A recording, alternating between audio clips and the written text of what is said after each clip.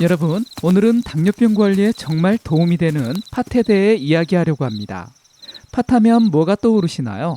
팥빙수나 팥죽이 먼저 생각나시죠? 하지만 팥은 달콤한 간식만이 아닙니다.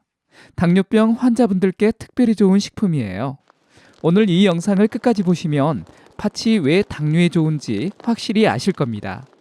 그리고 어떻게 먹어야 가장 효과적인지도 알려드리겠습니다. 당뇨 환자분들이 팥을 드실 때 꼭 주의하셔야 할 점도 함께 말씀드릴게요. 자, 그럼 시작하겠습니다. 안녕하세요. KK 건강입니다. 팥이 당뇨병에 왜 좋은지 먼저 알아보겠습니다. 가장 먼저 주목할 점은 팥의 낮은 혈당 지수입니다. 경희대학교 연구팀이 건강한 성인을 대상으로 실험을 했어요. 그 결과 찐 팥의 혈당 지수는 22.1에 불과했습니다. 이건 굉장히 낮은 수치예요. 혈당 지수가 55 이하면 저혈당 지수 식품으로 분류됩니다. 팥은 그보다 훨씬 낮죠. 반면 찐 감자는 93.6이나 됩니다. 같은 찐 음식이라도 4배 이상 차이가 나는 거예요. 팥죽도 혈당 지수가 비교적 낮습니다. 대략 33에서 39 정도로 보고되고 있어요. 하지만 한 그릇을 드시면 양이 많아지니까 주의가 필요합니다. 혈당 부하 지수가 중간 정도가 되거든요. 팥에는 식이섬유가 아주 풍부합니다. 100g당 무려 16.9g이나 들어있어요. 특히 수용성 식이섬유가 많습니다. 이 성분이 위에서 포도당 흡수를 천천히 만들어줍니다. 그래서 혈당이 급격히 올라가는 걸 막아주는 거예요. 또한 장내 유익균의 먹이가 되기도 해서 장 건강에도 좋다는 겁니다. 팥의 진짜 힘은 특별한 생리활성 물질에 있습니다.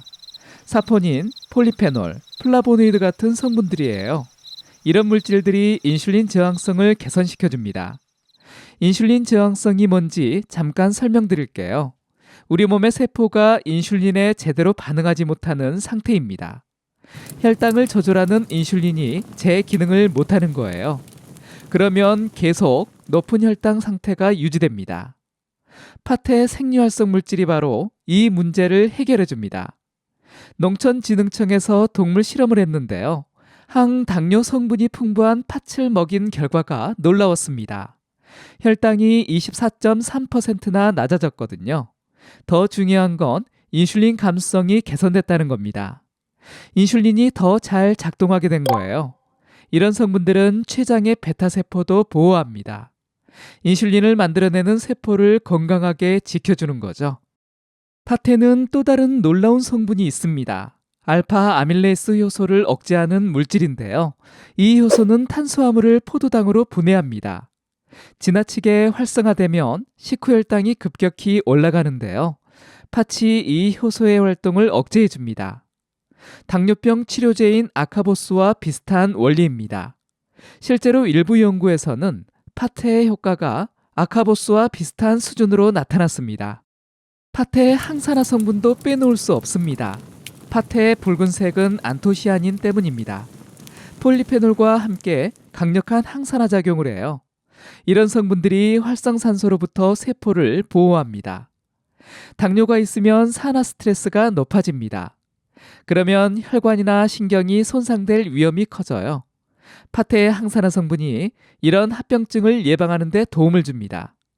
혈관 건강을 지키고 염증을 가라앉히는 역할을 하는 겁니다. 그럼 팥을 어떻게 먹는 게 가장 좋을까요?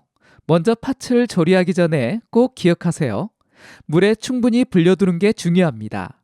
왜냐면요, 팥에는 영양소 흡수를 방해하는 성분이 있거든요. 물에 담가두면 이런 성분이 많이 줄어듭니다. 최소 2시간 이상 불리는 게 좋습니다. 그 다음에는 팥을 삶아서 먹는 게 제일 좋습니다. 팥을 푹 삶으면 소화가 잘 됩니다. 영양소도 더 잘 흡수되고요. 특히 껍질째 삶은 팥은 식이섬유가 더욱 풍부합니다. 조리할 때 설탕은 절대 넣지 마세요. 팥 자체에도 단맛이 충분히 있습니다. 팥죽을 끓이실 때도 마찬가지입니다. 쌀을 최소한으로 줄여야 해요. 대신 팥은 넉넉히 넣는 게 포인트입니다. 팥은 다른 곡물과 함께 먹으면 더 좋습니다. 쌀 대신 현미, 보리, 귀리 같은 통곡물과 섞어보세요. 잡곡밥에 팥을 넣는 거예요. 실제로 연구 결과가 있습니다. 귀리, 수수, 조, 팥을 섞어서 먹었더니 공복혈당이 23%나 낮아졌습니다. 식이섬유는 더 높아지고 혈당 지수는 낮아집니다. 팥을 삶고 난 뒤 남은 물도 버리지 마세요. 팥물에는 좋은 성분이 가득 들어 있습니다. 사포닌과 안토시아닌 같은 항산화 물질이 녹아 있어요.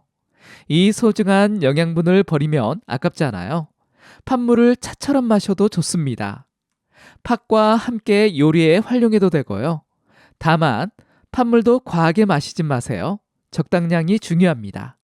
팥이 당뇨에 좋다고 해서 누구나 마음껏 먹어도 되는 건 아닙니다. 주의해야 할 분들이 계세요. 먼저 소화기가 약하신 분들입니다. 배나 위가 차가운 냉한 체질이신 분들도 조심하는 것이 좋아요. 팥에는 식이섬유가 많거든요. 이런 분들이 과하게 드시면 속이 더부룩할 수 있습니다. 소화가 잘 안 되거나 배에 가스가 찰 수도 있습니다. 심하면 설사를 할 수도 있고요. 사포닌 성분이 장을 자극하기 때문입니다. 신장이 안 좋으신 분들도 조심해야 합니다. 팥에는 칼륨이 정말 많이 들어 있습니다. 칼륨이 많은 바나나보다 4배 더 많습니다. 100g당 1333mg이나 됩니다. 건강한 신장은 칼륨을 소변으로 잘 배출합니다. 하지만 신장에 문제가 있다면 다릅니다. 칼륨이 몸에 쌓일 수 있기 때문인데요. 그러면 고칼륨 혈증이 생길 위험이 있습니다. 고칼륨 혈증이 위험한 이유는 심장 리듬에 문제가 생길 수 있어요. 근육이 마비되는 부작용도 나타날 수 있습니다. 소화기가 약하신 분들을 위한 팁을 드릴게요. 팥을 조리할 때 압력밥솥을 사용하세요. 팥알이 터져서 앙금이 될 정도로 푹 익히는 겁니다. 그러면 식이섬유가 부드러워져서 소화가 훨씬 쉬워집니다. 생강이나 계피를 넣어서 드시는 것도 좋습니다. 이런 향신료들이 소화를 도와줍니다. 몸을 따뜻하게 해주는 효과도 있고요. 냉한 체질이신 분들한테 특히 도움이 됩니다. 여러분, 오늘 팥에 대해 많은 걸 알아봤습니다. 팥은 혈당 관리에 정말 좋은 식품이에요. 낮은 혈당 지수를 가지고 있고요. 인슐린 저항성을 개선하는 특별한 성분도 들어 있습니다. 어떻게 먹어야 하는지도 알아봤습니다. 물에 불려서 껍질째 삶아 먹으세요. 설탕은 넣지 말고 통곡물과 함께 드시면 더 좋습니다. 팥물도 버리지 마시고요. 앞으로 여러분의 식단에 팥이 자주 등장했으면 좋겠습니다. 팥밥으로 건강하게 드시고요. 혈당을 잘 관리하면서 맛있게 즐기시길 바랍니다. 이번 영상이 도움이 되셨다면 다른 분들에게도 공유해 주시고요. 구독하기, 좋아요 눌러주세요. 감사합니다.